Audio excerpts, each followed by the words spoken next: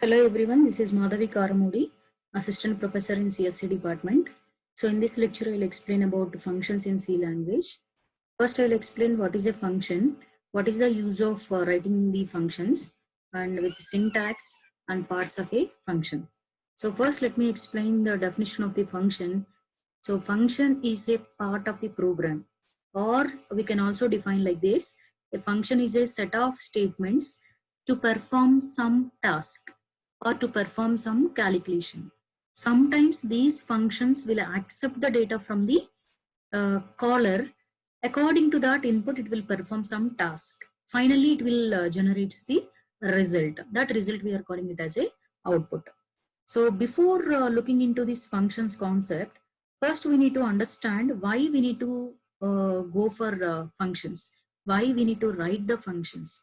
So just take a small example.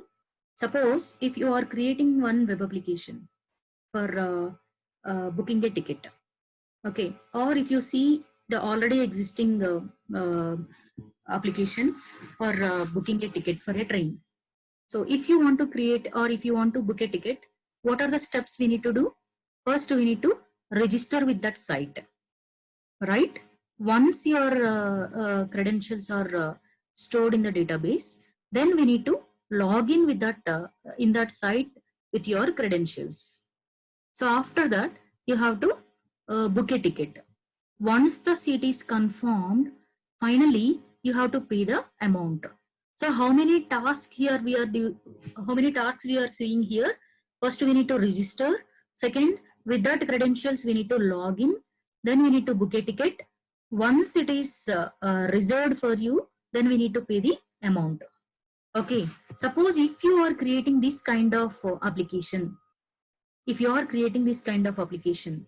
if you can write all these tasks inside the single program itself, okay, like a registration code, login code, booking code, as well as payment code, if you can write in the single program itself, then definitely the code size will be increases, right? So if the code size is increasing, automatically the developer will loses the control on the program.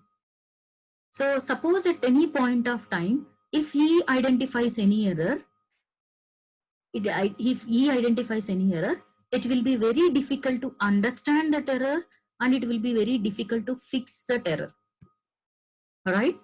And one more important thing is, so similar kind of application, if you want to create one more in future, again we need to write entire code for that application. Okay, so all these things are very difficult to do. So that is the reason why what we need to do is, suppose if you can divide that entire program, or if you can divide that entire application into smaller individual units, then definitely it will be very easy to maintain. So that small individual units, if you can divide if you can write, so if you are creating similar kind of application in future, instead of writing the full program, you can reuse those individual units in that program also, or in that application also. So this is the main reason behind of creating the functions. So instead of writing the entire code in the single program, if you can divide that large program into small individual units, like one unit is for login, one unit is for registration, one unit is for booking a ticket, one unit is for payment. If you can divide your entire code into different parts like this, then whenever a problem occurs in the login, you can modify only the login code. No need to touch the remaining modules. Suppose if there is a problem with the payment, then we can verify only that payment part. No need to touch the remaining parts. So if you can divide that entire problem into different parts like this, it will be very easy to handle. In future, if you want to reuse those modules in another application, you can easily reuse it. So that is the main reason to reasons behind these functions. Okay, and if you see in any programming language, this functions is one of the basic building block. Not only in C language, if you see any kind of programming languages like C++, Java, C#, PHP, Python, any programming language, without functions you cannot do anything. If you see our programming language, our C language itself, without learning these functions itself, we are writing a lot of programs in C language by using main method. So main method is also a function. So intentional, without using this functions concept, so there is no program and there is no programming language at all. And now see the syntax of these functions.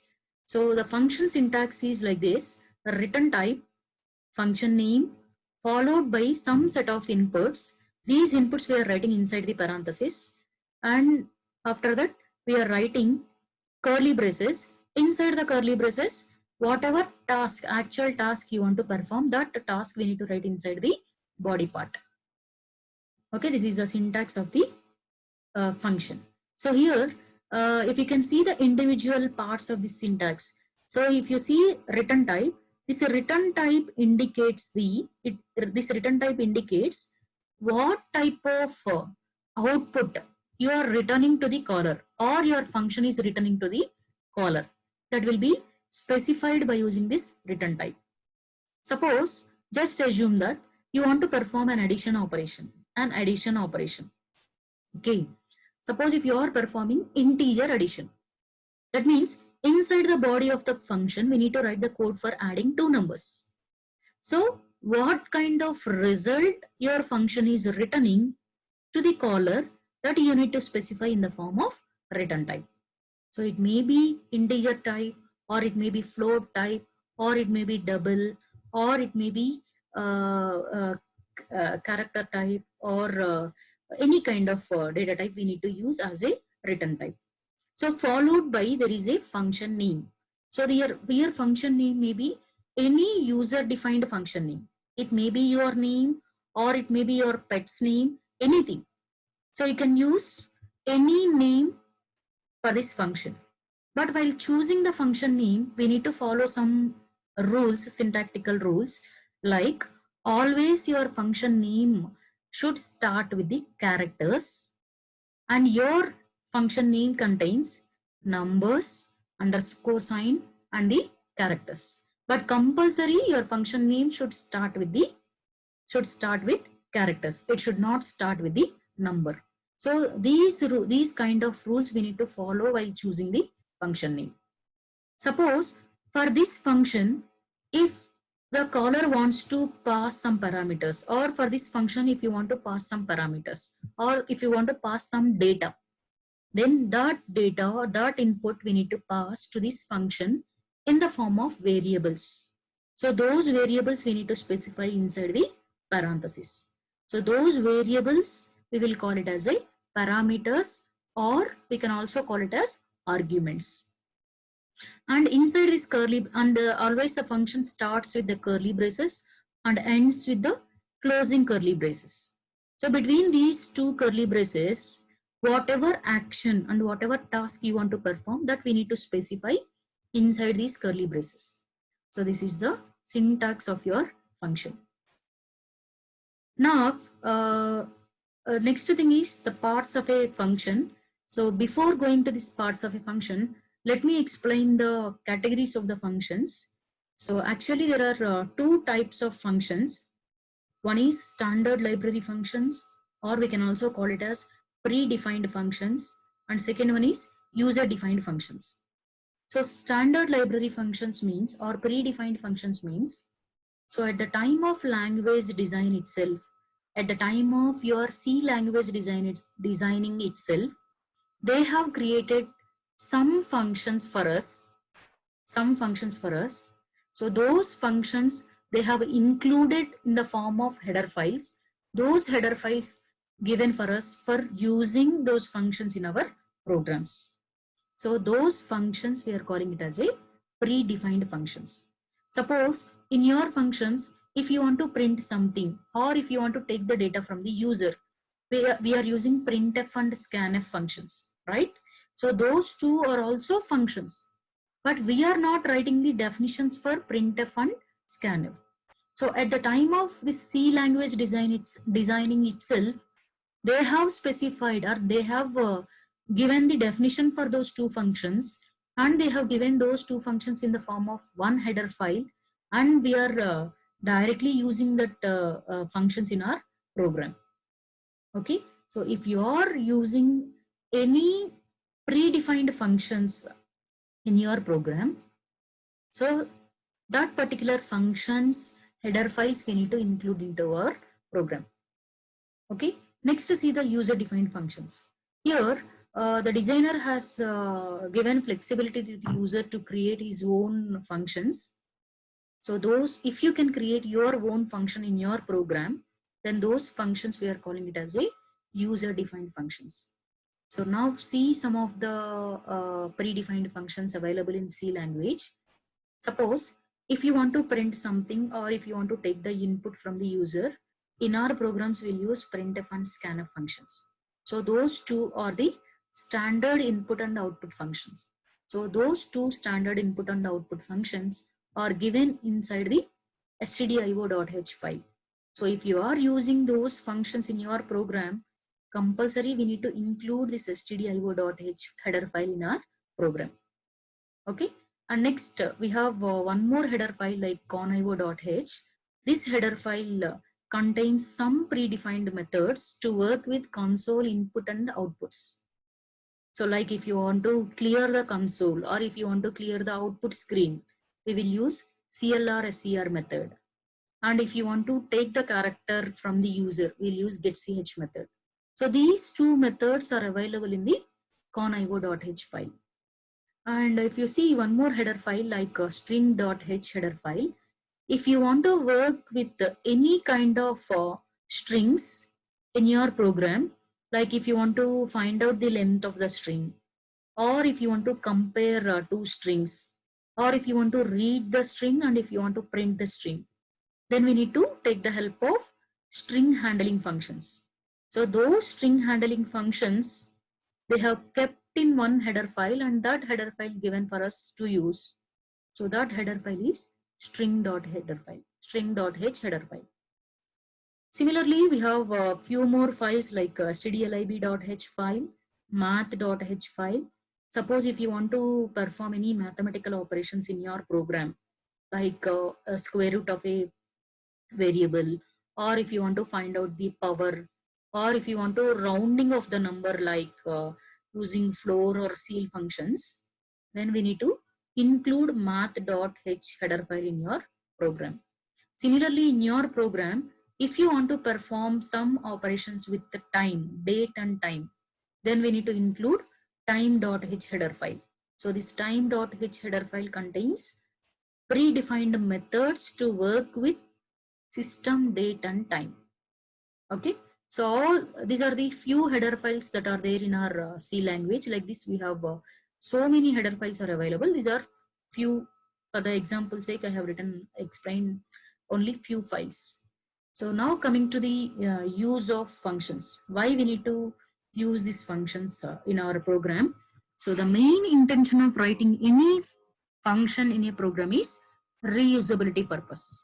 So once you write a function in your program, you can reuse that function in multiple places, and you can reuse that function multiple times. So this is one of the important advantage of writing the functions. And one more advantage is abstraction. Abstraction means hiding the information from the user. Suppose if you see, there are some predefined functions like printf, scanf and strlen functions. Okay, if you want to use these functions in your program, directly we can write this printf and scanf.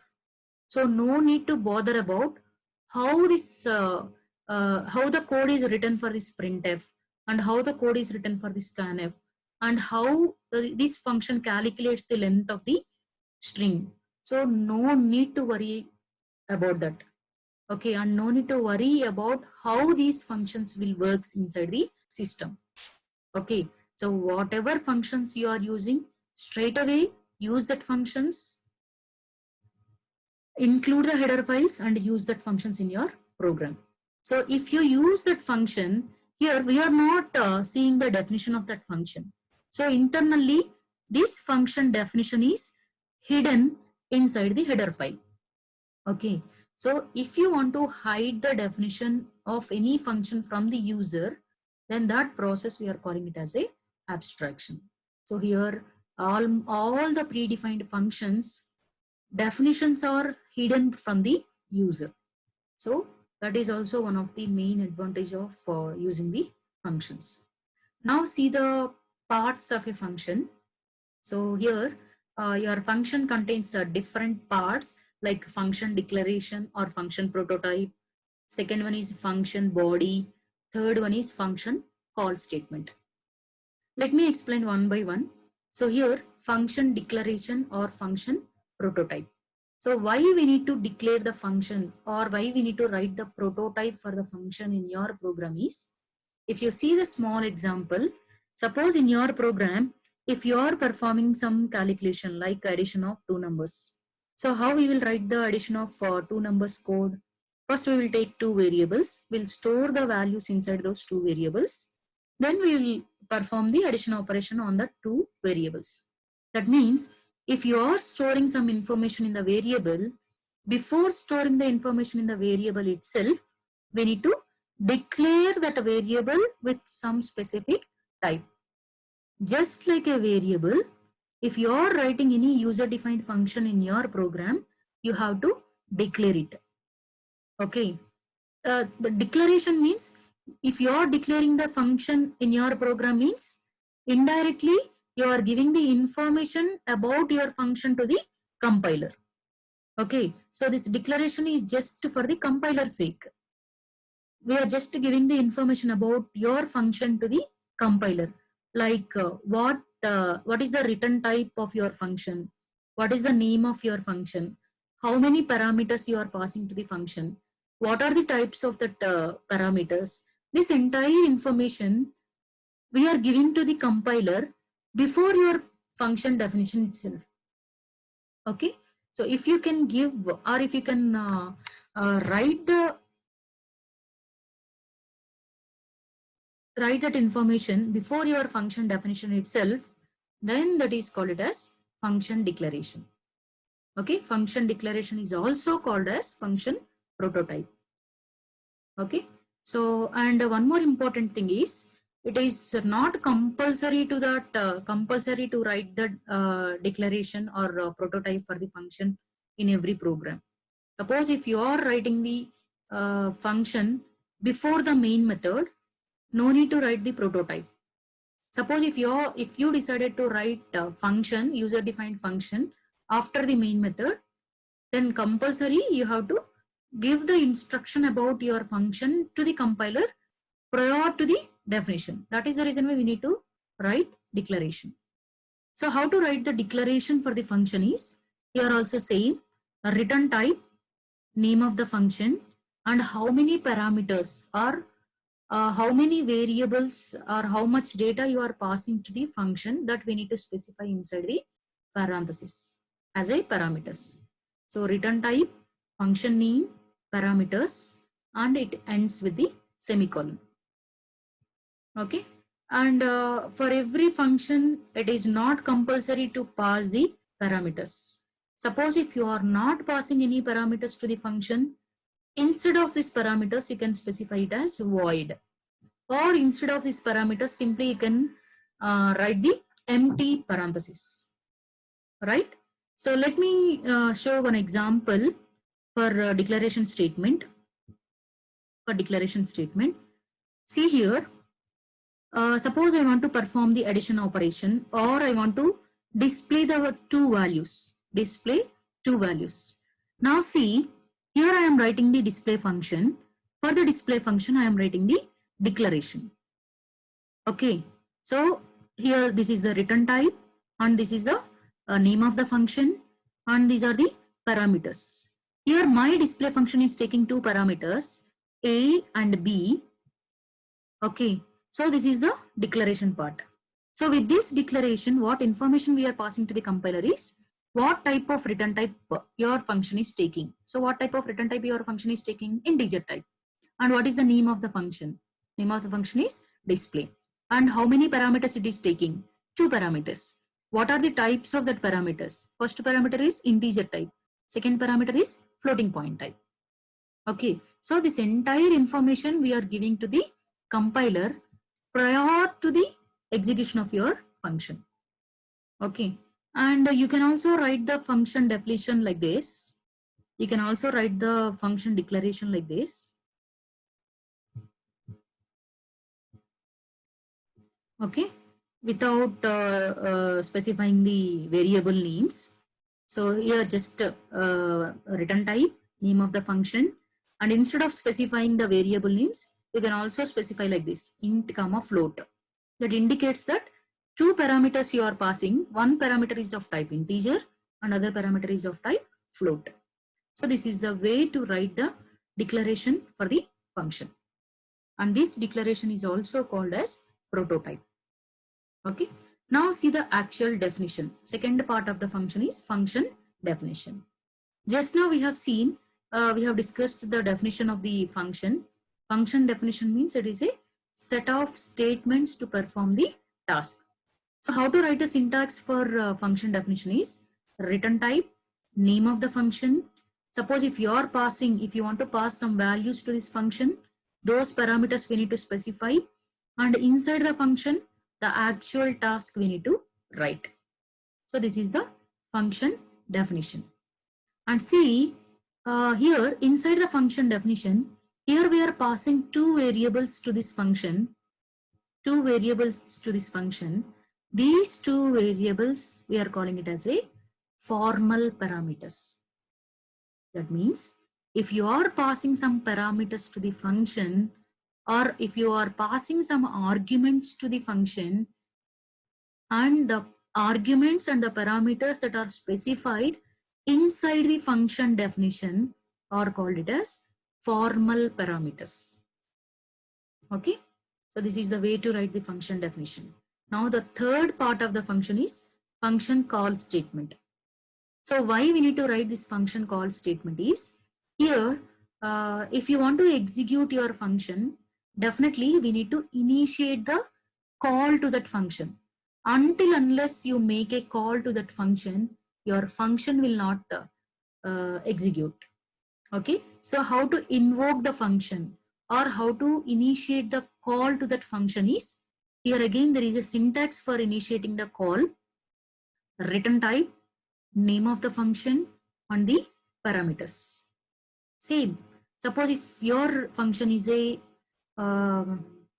addition function, if your function is taking returning integer type value, here the parameter function call statement will be like this: int add a comma b, or here you have to pass the actual values 10 comma 20. Okay, so like this we need to initiate the execution of the function. And one more important point you have to learn about this function call statement is, here at the time of calling the function, we need to pass some parameters, or we need to pass the actual values to your function. So whatever parameters you are passing to your function, those parameters are called as actual parameters. That means whatever parameters you are specifying in the function call statement, those parameters are called as actual parameters. And whatever parameters that you are specifying in the function definition, those are called as formal parameters. So in the coming classes, I'll explain what is the difference between formal parameters and actual parameters. Okay, this is about the function call statement. Let me explain with one example how this function will be executed whenever you make a call. I'll just show with one diagram. See, this is one simple diagram for showing how your function works in the C programming language. Okay, so here this is a include statements. Before writing your program, you have to include the header files that are required to your program. Okay, then we need to write the actual body function. This is the user defined function name. Here my function name is function name. Okay, then we need to write the main method. This is the main method, right? Here always in C program, execution starts from the main method. So here the execution starts from this main method. Then we will enter into this main method. Here, if you want to execute this function, compulsory we need to make a call to that function, right? So call to that function. So this is the function call statement. Here my function name is function name. So here we are calling the function. Whenever you call the function, automatically the control transferred to the specified function. Okay, then the execution of this function will be initiated. Once this function will be executed, then this function return, it will that will be returned back to the main method. Okay, so this is the way the function will works in the C language. Suppose if you see, here we are writing our function before the main method. That is the reason why no need to write any definition or declaration or prototype for your function. Suppose if you are writing this function after the main method, compulsory you have to declare that function before the main method by using declaration statement or the prototype. So in next class, I'll explain the same program with one example. So by that time, you can easily understand how to write the functions. So with this, I'm closing the session. So in next class, I'll explain. I hope you people understood what is a function and what are the types of the functions available in C language, and how to invoke the function or how to call the function and how to declare the function. So in coming lectures, I'll explain all these concepts with example programs. Okay, thank you one and all.